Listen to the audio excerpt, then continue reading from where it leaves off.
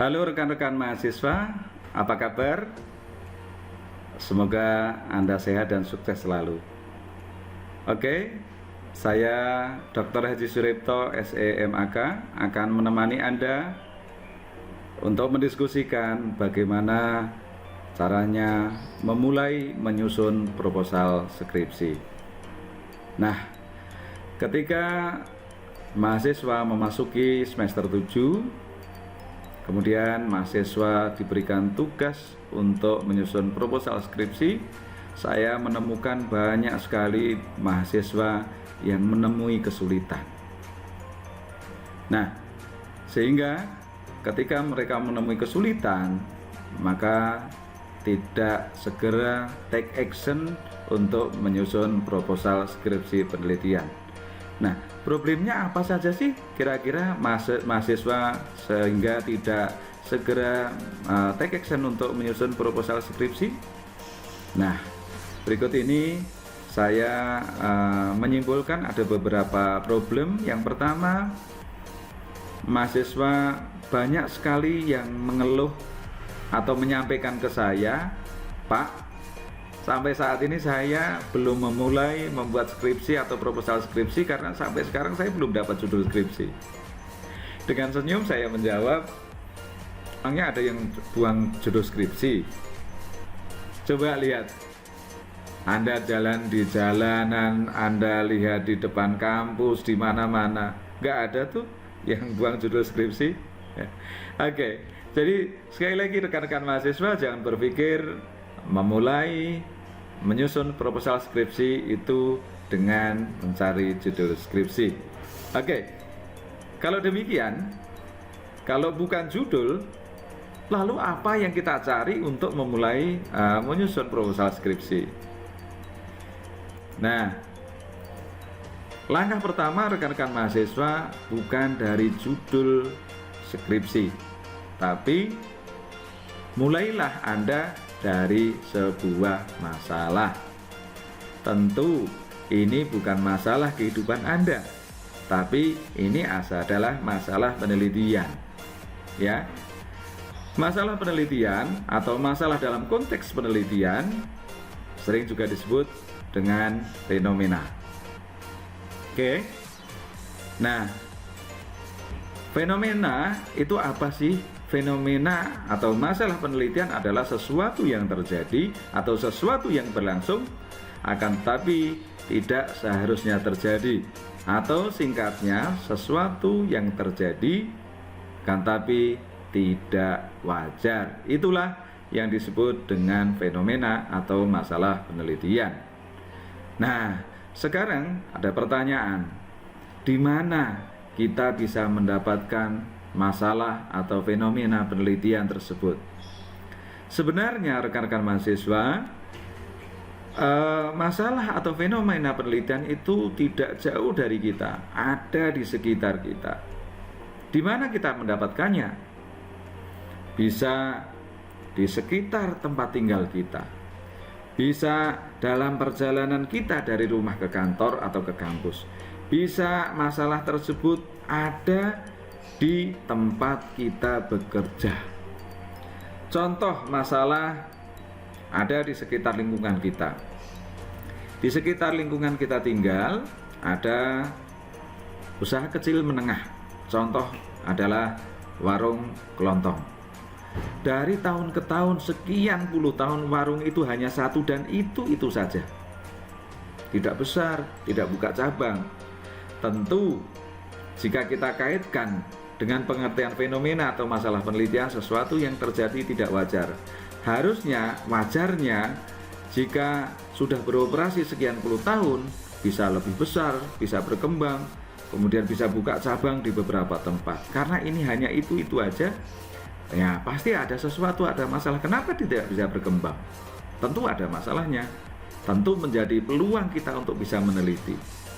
Apakah persoalannya pada permodalan? Apakah persoalannya pada manajemen, pengaturan cash flow, dan lain sebagainya? Apakah ada masalahnya di dalam akuntansi, pembukuan, dan lain sebagainya? Tentu ini menjadi peluang kita untuk meneliti. Nah, masalah yang lain misalnya Kalau kita kaitkan dengan akuntansi, kaitannya dengan sustainability, banyak sekali di lingkungan kita orang membuang sampah sembarangan di jalan, di pinggir jalan, di sungai, di beberapa tempat yang tidak seharusnya itu tempat pembuangan sampah. Ini menjadi masalah. Masalahnya apa? Apakah mereka tidak paham dengan peraturan? Apakah mereka tidak paham akan dampak yang ditimbulkan akibat mereka membuang sampah sembarangan? Tentu sekali lagi ini adalah peluang kita untuk meneliti. Oke. Nah, selanjutnya rekan-rekan mahasiswa, jika ada sebuah pertanyaan mengenai sumber masalah, sebenarnya sumber masalah itu apa saja sih? Nah, sumber masalah itu bisa terjadi akibat adanya penyimpangan dengan pengalaman. Misalnya, ada seorang kontraktor yang sudah terbiasa mengerjakan proyek jalan atau pengaspalan jalan sepanjang 10 km. Nah, si kontraktor tersebut biasanya dalam mengerjakan pengaspalan jalan sepanjang 10 km diperlukan waktu 10 hari. Nah, total biaya yang diperlukan 10 miliar. Nah, ketika dikerjakan oleh kontraktor lain, kok waktu yang diperlukan lebih dari 10 hari dan biaya juga lebih dari 10 miliar. Tentu ini menjadi sebuah pertanyaan dan ini sesuatu yang terjadi tapi tidak wajar. Wajarnya 10 hari, wajarnya biaya 10 miliar antara pengalaman dengan penyimpangan. Nah, sumber masalah yang lain apa? Adanya penyimpangan rencana dengan pelaksanaan. Ya, antara teori dengan praktek, antara aturan dengan pelaksanaan. Yang pertama, penyimpangan rencana dengan pelaksanaan. Ya, oke.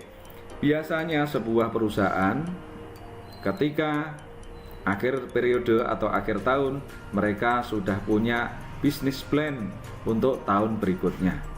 Mereka merencanakan pendapatan labanya berapa. Nah, ketika membuat perencanaan, ya mereka sudah mempertimbangkan asumsi-asumsi.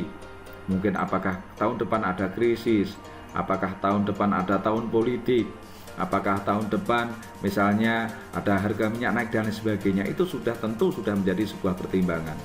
Rencana sudah disusun, giliran tahun depan dilaksanakan, antara rencana kemudian dengan pelaksanaan berbeda. Ini juga menjadi sebuah sumber masalah yang bisa kita teliti.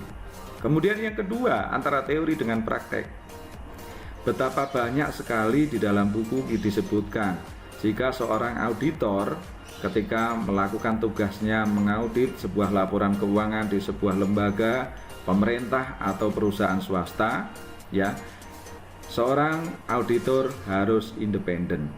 Tetapi kenyataannya pada prakteknya kita membaca surat kabar, ada sebuah perusahaan instansi pemerintah yang mendapatkan opini WTP, wajar tanpa pengecualian.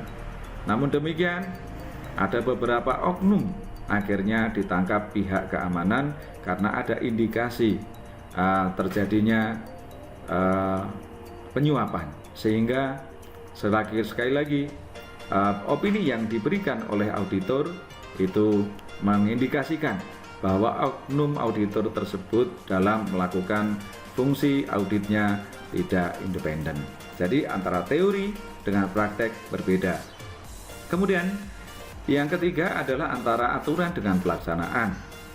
Betapa banyak peraturan yang dibuat oleh pemerintah dengan DPR, namun pelaksanaannya jauh, ibarat pepatah, jauh panggang dari api. Peraturannya iya, tapi pelaksanaan tidak. Contoh yang paling gampang adalah ketika kita menemukan orang membuang sampah sembarangan dari dalam mobil, buang sampah ke jalanan dan lain sebagainya. Orang dengan seenaknya membuang sampah di jalan, di tengah jalan, di sungai dan lain sebagainya. Padahal jelas peraturan pemerintah mengatakan ketika buang sampah sembarangan ada tindak pidananya, ada dendanya dan lain sebagainya. Namun demikian orang masih nekat melakukan pembuangan sampah sembarangan. Jadi antara peraturan dengan pelaksanaan berbeda. Selanjutnya sumber masalah yang lain adalah adanya pengaduan. ya mungkin ada pengaduan dari masyarakat dan lain sebagainya bahwa di instansi atau departemen tersebut terjadi penyimpangan-penyimpangan. Nah, dengan demikian, jika ada pengaduan, tentu ada indikasi di departemen atau di tempat tersebut ada masalah. Yang ketiga, yang keempat, yaitu adalah ada kompetisi. Seringkali jika ada dua perusahaan yang sama, ya, dua perusahaan yang memproduksi produk yang sama, kemudian mereka biasanya menjadi kompetitor yang sangat ketat. Nah, ketika mereka berkompetisi, biasanya ada indikasi kompetisi yang tidak sehat atau persaingan usaha yang tidak sehat. Misalnya, mereka jor-joran memberikan diskon, memberikan bonus, kemudian banting-banting harga dan lain sebagainya. Akibatnya apa? Ketika mereka banting-banting harganya menjadi lebih murah, barangkali mereka akan mengurangi quality ataupun quantity produk yang dijual. Akibatnya apa? Banyak sekali masyarakat yang dirugikan. Itu juga menjadi sumber masalah. Sekali lagi, sumber masalah terjadi antara penyimpangan dengan pengalaman, antara penyimpangan rencana dengan pelaksanaan, antara teori dengan praktek, antara aturan dengan pelaksanaan, kemudian adanya pengaduan, dan juga adanya kompetisi. Kemudian rekan-rekan mahasiswa, dapat saya simpulkan, jika kita mengkaji sesuatu masalah atau fenomena menurut sudut pandang kita, maka disebut juga sebagai paradigma penelitian, ya.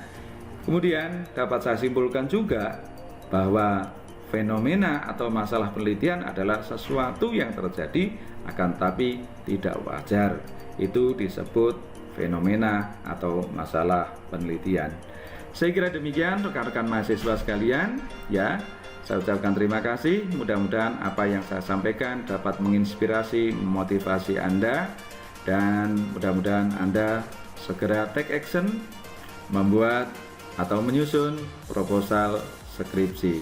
Mudah-mudahan saya doakan skripsinya segera selesai dan Anda sehat dan sukses selalu. Terima kasih.